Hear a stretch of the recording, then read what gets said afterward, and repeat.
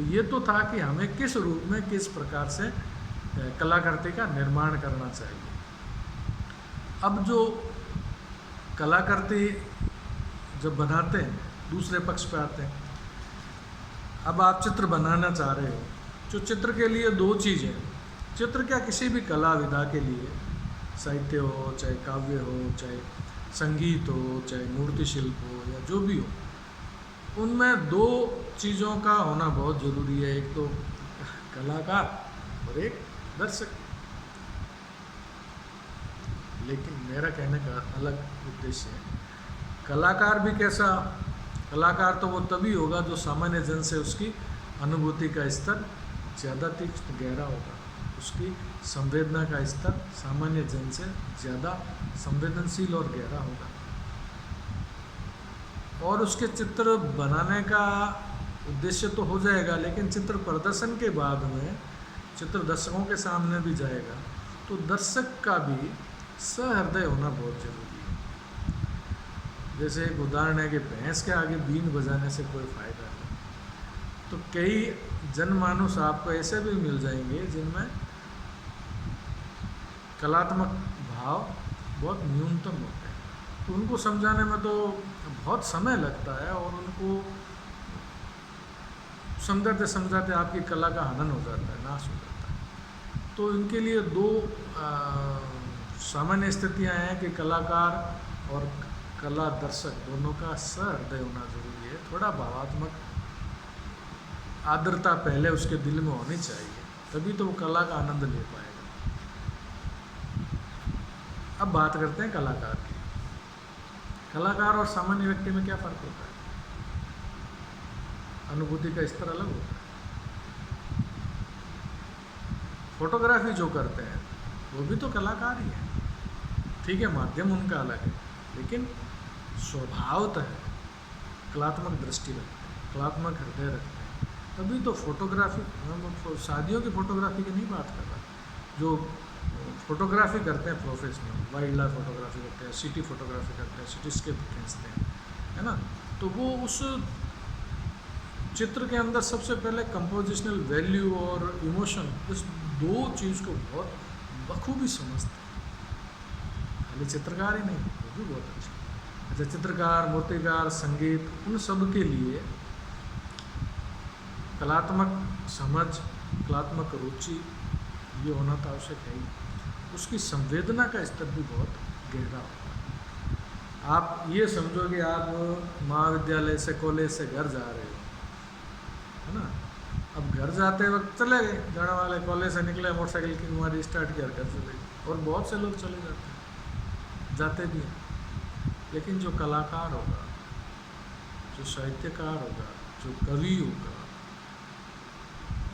उसको रास्ते में एक या दो दृश्य उसको ऐसे मिलेंगे जो उसको अपनी तरफ खींच लेते हैं। कहीं न कहीं उन दृश्यों में ऐसा एक भावात्मक पक्ष होगा जिसकी अपील उनका दिल चलते चलते ही सुन लेता है। ये होता है कलाकार। आपने महाविद्यालय से निकलते हैं तो सब आजकल सब्जी बेचने, फल बेचने वाले सड़कों के किनारे पर बहुत बैठे हैं। किसी को अगर आम का लेना होगा, फल लेना होगा, तो वो वहाँ रुकेगा, उसकी तरफ देखेगा, लेकिन कलाकार की दृष्टि अनायास ही उस तरफ चली जाती है। उस वृद्ध महिला जो फल बेच रही है, उसके पास में दो छोटे बच्चे बैठे हैं, है ना, एक बच्चे को वो गोद में ले रही है, एक बच्चा उसको चंचेड़ रहा है, झिंझोड़ रहा है, और वो अपने ग्राहक के साथ में फल बेचने को तल्लीन है। आदमी भी हो सकता है। इस व्यंजना को किसने समझा? इस दृश्य की तरफ आकर्षित कौन हुआ? कलाकार ही। और उसका कारण ये है कि कलाकार की संवेदना का स्तर बहुत सूक्ष्म होता है, गहरा होता है, तो वो विषयों की तरफ सहज ही आकर्षित हो जाता है। तो अच्छा, चित्र निर्माण भी वो किन चीज़ों का करता है? इन्हीं चीज़ों का तो करेगा जो वो देखेगा। दो ही चीज़ होती है, एक घटना जो उसके सामने घटी, एक विषय जो उसके सामने प्रस्तुत है। कई बार होता है ऐसी घटना घट जाती है जो सहज ही सबका ध्यान आकर्षित कर लेती है, और कलाकार उसमें थोड़ी और गूढ़ता से इन्वॉल्व हो जाता है ना। मान लो राह चलते हुए बंदर आ गया, है ना, लोग खाना खा रहे हैं, ढाबे पे बंदर आ गया, कौतूहल का विषय है, लेकिन उस बच्चे भी तो बैठे हैं। अब उन बच्चों की आंखों के भी जो चपलता है, जो खुशी है, बड़े आदमी के लिए तो आम बात है, लेकिन छोटे आदमी बच्चों के लिए किसी बंदर का वहाँ आ जाना एक बहुत बड़ा विषय। इस विषय को कौन समझेगा? अब जरूरी तो नहीं है कि सारे दुख के ही विषय हो, कौतूहल का भी तो एक विषय है। बच्चों के अंदर जो एक पवित्र चमक है आँखों में, उसके जो कौतूहल है उस बंदर को देख के हुए, और वो उसको पकड़ना चाहता है, और वो बाप उनके परिवार वालों को तो भय लग रहा है, बच्चे को भय नहीं लगता है। कई डरते हैं, कई नहीं डरते। तो ये जो विषय है, इसकी तरफ भी आकर्षित कौन होता है? कलाकार ही तो होता है। पतंगों का समय है, छत पे बैठे हैं, आम आदमी के लिए पतंग उड़ाना, काटना, या काट देना, या कटवा लेना, हुल्लड़ कर लेना, दुखी हो जाना, तालियां बजा लेना, इतना ही बात। लेकिन कलाकार के लिए वो आसमान, उसमें रंग बिरंगी पतंगे हैं, उसमें लड़ रहे पेच, और उनके साथ में जो उड़ाने वाले की उमंग, कितने भावात्मक पक्ष खड़े हो जाते हैं, और उन सबको लेकर भी चित्रण करते हैं। तो कलाकार का संवेदना का स्तर सामान्य संवेदना के स्तर से ज़्यादा गहरा होता है। अब जैसे आप लोगों के पढ़ा होगा कि अपन बात तो संयोजन की अब शुरू करेंगे, उससे पूर्व पृष्ठिका में ही चल रहे हैं। ये भी बहुत महत्वपूर्ण है। जब तक इन चीज़ को आप नहीं जान लोगे तो आपको पता नहीं चलेगा कि संयोजन किस रूप से हमें चित्रों को संयोजित करना है। ऐसे मैंने बहुत से चित्रकार देखे हैं जो बाज़ार में चित्र बनाते हैं, और वर्षों से बना रहे हैं, सदियों से, तो एक दूसरे से फिर तो कुलीन परंपरा होती है। जो व्यक्तिगत रूप से देखे तो कोई 5 साल से, 10 साल से, 20 साल से चित्र बना रहा है, और कभी संयोजन की बात होती है तो उनको लगता है अरे ये संयोजन क्या होता है, बड़ी अनभिज्ञता जाहिर करते हैं, जबकि चित्र अच्छा बनाते हैं, बहुत सुंदर बनाते हैं, लेकिन संयोजन से वो वाकिफ नहीं होते। तो सहज चपलता के साथ में, सहज वृत्ति के साथ में वो चित्र बनाते हैं, और अच्छे भी बनते हैं। लेकिन अगर संयोजन की दृष्टि उनके पास हो तो उस चित्र में 4 चांद लग जाते हैं। तो संयोजन को हमें समझना है, लेकिन उससे पहले और भी जो अभी तक जितनी बातें की वो भी उतनी महत्वपूर्ण है जितने कि संयोजन को समझना है। इन सब को जाने बगैर संयोजन को भी आप ठीक से नहीं पकड़ पाओगे। अब जैसे बात कर रहे थे कि जो बाज़ार में जो चित्र बनाते हैं, व्यावसायिक चित्र बनाते हैं, वो उन संयोजनात्मक तत्वों की तरफ लेना है। इसमें 2 चीज़ें, एक है कला तत्व। अगर चित्र के पूरे के सृजन की बात करें तो एक तो हो गए कला तत्व, दूसरे हो गए संयोजन के सिद्धांत। कला के तत्व वो है जिनकी आप फिजिकल एग्जिस्टेंस आपको दिखती है, यानी तत्व रूप में, जैसे रूप है, रंग है, वर्ण है, अंतराल है, तान है, पोत है, ये सारे कला के तत्व हैं, पढ़ भी चुके हैं। तो इनका उपयोग की दृष्टि आपकी वही होनी चाहिए कलात्मक चित्रण की, अकादमिक चित्रण की। पहले आप अगर दृष्टि को ठीक कर लेंगे, अपने बिंब योजना को ठीक कर लेंगे, तो कला के जो तत्व है उसका जो उपयोग जो करेंगे वो उसी के आधार पर करेंगे। ऐसा नहीं है कि व्यावसायिक जो चित्रकार है वो इन कला तत्वों का उपयोग नहीं करता, वो भी इन्हीं सब का करता है, लेकिन उसके वो उपयोग उस दृष्टि के अनुसार करता है जिस दृष्टि को लेकर वो चित्रण करता है। आप लोगों को उन कला तत्वों का उस दृष्टि के अनुसार चित्रण करना है जो आप कला तत्व लेके चल रहे हैं, जो दृष्टि लेके चल रहे हैं। रूप वो भी बनाता है, रंग वो भी प्रयोग करता है, तान वो भी प्रयोग करता है ना, अंतराल वो भी प्रयोग करता है, टेक्सचर वो भी देता है, तो सभी चीज़ वो देता है, परिप्रेक्ष्य का भी वही करता है, लेकिन उसका प्रयोजन अलग होता है, आपका प्रयोजन अलग होता है। ठीक है, तो प्रयोजन अपन ने पहले सिद्ध कर चुके हैं कि किस ढंग से कलात्मक चित्र का क्या उद्देश्य होता है बनाने का। ठीक? तो जो कला तत्व होते हैं उसकी फिजिकल एग्जिस्टेंस होती है, वो दिखते भी है, उसको महसूस, कलर है दिख रहा है, लाइन है दिख रही है, फॉर्म बनाई है वो दिख रही है, वर्ण टेक्सचर है वो दिख रहा है। टेक्सचर का मतलब जिस कैनवास बना रहे हो उसका टेक्सचर है, लकड़ी पे बना रहे हो लकड़ी का अपना टेक्सचर है, कागज़ पे बना रहे हो कागज़ का अपना टेक्सचर है, सिल्क पे बना रहे हो सिल्क कपड़े का अपना एक टेक्सचर है। तो ये भी दिख रहा है और अंतराल भी दिख रहा है।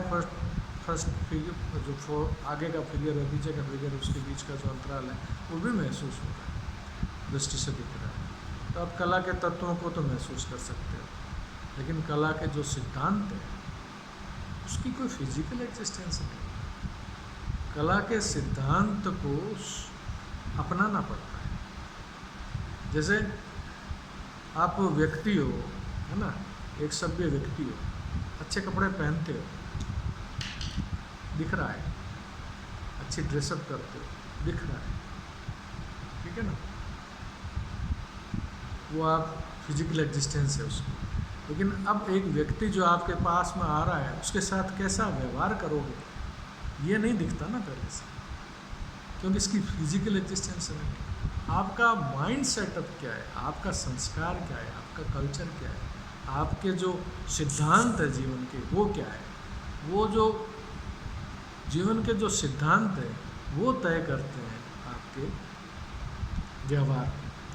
वैसे ही कला के जो तत्व है आपकी टेबल के ऊपर लगे हुए हैं, है ना, पेंसिल भी पड़ी है, लाइन खींच लोगे, कलर भी पड़े हैं, कलर कैनवास भी पड़ा है, टेक्सचर भी पड़ा है ना, ये सब चीज़ें आप पढ़ी है, अब इसका उपयोग करना है। लेकिन उपयोग करने का जो दृष्टिकोण क्या है, आपके अंदर जो सिद्धांत जो आपने पाल रखा है वो क्या है, उसकी कोई फिजिकल एग्जिस्टेंस नहीं। जैसे संतुलन है, मान लो एक सिद्धांत, ऐसे मैं उदाहरण के लिए लेता हूँ, संयोजन का सिद्धांत, उस संतुलन बैलेंस है ना, नहीं दिख रहा पहले से, सिद्धांत रूप में उसको जोड़ा जा सकता। प्रभाविता, इफेक्टिवनेस, यूनिटी, संगठन, संगठन का सिद्धांत, कैसे आप उसको संगठित करोगे। तो ये जो बिंब आपके दिमाग में रहेंगे ये संयोजन के सिद्धांत के रूप में काम करेंगे। तो किसी भी चित्र को बनाने से पहले उसके कला तत्व और उसके संयोजन के सिद्धांत, ये दोनों किस दृष्टिकोण को सहयोग करेंगे, जो दृष्टिकोण आपके भीतर कलात्मक चित्रण, एकेडमिक पेंटिंग स्टाइल, उसको बनाने के लिए आपने सोच रखा है। अब जैसे व्यावसायिक चित्रकार होगा तो वो तो चित्र के अंदर वर्णनात्मक प्रस्तुत करेगा। अगर मान लो सांझ के टाइम, शाम के टाइम के अंदर गायें वापस खेत की ओर, गांव की ओर आ रही है, फिर तो वो गायों को सुंदर, उसके ऊपर शाम के समय की जो लाइट पड़ रही है और घास के ऊपर भी लाइट चमक रही है वो, और उसके पाँवों से जो मिट्टी की उड़ रही है उसकी जो धुंध, वो उस धुंध में आधी गाय छुपी हुई आधी दिख रही, और उसके सींगों पे जो लाइट का इफेक्ट पड़ रहा है वो, तो हर एक बारी को इतनी वर्णनात्मक ढंग से प्रस्तुत करेगा कि उसको सौंदर्य की इतनी अभिवृद्धि हो जाएगी कि उसका जो भाव पक्ष है वो अपने आप में दब जाएगा। उसके जो संयोजन के जो कॉन्सेप्ट जो है, जैसे हार्मोनी है, सामंजस्य है, कॉन्ट्रास्ट, और जो फॉरग्राउंड और बैकग्राउंड के बीच में जो रिलेशन है, उनका जो संबंध है, वो उन चीज़ों को ज़्यादा इग्नोर वो नहीं करते। उनका उद्देश्य होता है आकर्षण पैदा करना। अगर उनमें इन कलात्मक सिद्धांतों का समावेश करते हुए बनाया जाए तो वो पेंटिंग भी एक कलात्मक और अकादमिक पेंटिंग के रूप में बन जाएगी। तो ये एक नज़रिया होता है, ये एक पहले आपको तय करना होगा, समझना होगा कि हम जो चित्र बना रहे हैं वो व्यावसायिक चित्र नहीं है। ठीक वैसे ही जैसे व्यावसायिक उपन्यास पाठ्यक्रम में नहीं पढ़ाए जाते, साहित्यिक पढ़ाए जाते हैं, वैसे ही अपने भी पेंटिंग्स के चित्रकला के अंदर व्यावसायिक चित्रों को नहीं पढ़ाया जाता। और कलात्मक जो एकेडमिक शैली में काम करते हैं या उन चित्रकारों को, या आपकी अपनी कोई निज शैली में अगर काम करने का भी एक तरीका जो सिखाया जाता है वो इसी प्रकार का होता है कि उसमें विषय कैसा भी हो, सुख का हो, दुख का हो, हास्य का हो, रौद्र का हो, विभत्स हो, शांत हो, लेकिन उसको इस ढंग से, उस कलात्मक आभा के साथ, उस कलात्मक मूल्यों को, तत्वों को लेकर, उन कलात्मक मूल्यों को लेकर अपने को वो चित्र निर्माण करना है, जिस चित्र के सौंदर्य और भाव दोनों सम्यक रूप से एक कलात्मक मधुरता लिए हुए, आभा लिए हुए किसी के दिल पर प्रभाव छोड़े, उसको भावात्मक संतुष्टि प्रदान करे, उसको सौंदर्य का आनंद प्रदान करे, और वो आनंद भी कैसा हो, वो आनंद भी स्थायी हो, जो उसके मनस्पट पर, जो उसके अंतरतम गहनतम जो उसका मन है, उसके मन तक वो स्थायी रूप से वो उसको प्रभावित कर दे, वहाँ बना रहे। तो ये जो आनंद की अनुभूति है, ये आनंद की अनुभूति कौन देगा? ये आनंद की अनुभूति आपकी कलात्मक शिक्षा, कलात्मक और एकेडमिक स्टाइल के अंदर जो पेंटिंग्स बनाते हो वो देगी। इसलिए उसका स्वरूप भी व्यावसायिक चित्र से उसका निश्चित रूप से भिन्न होगा। आज अपन ने चित्र बनाने के अलग अलग जो पहलू है, क्यों बनाया जाए, क्या उद्देश्य था, क्या उसके पीछे प्रेरणा थी, किस प्रकार अकादमिक चित्र या अलग दूसरे चित्रों से भिन्न होता है और उनके क्या क्या प्रयोजन होते हैं, इस पे अपन ने चर्चा की। अगली चर्चा जब करेंगे तो संयोजन के सिद्धांत के एक एक सिद्धांत को लेते हुए उसका इम्प्लीफिकेशन या उसका कैसे उसकी चित्रकला के अंदर प्रयुक्त उसका उपयोग लेंगे, उसके बारे में अपन बात करेंगे। धन्यवाद, आज इतना ही। फिर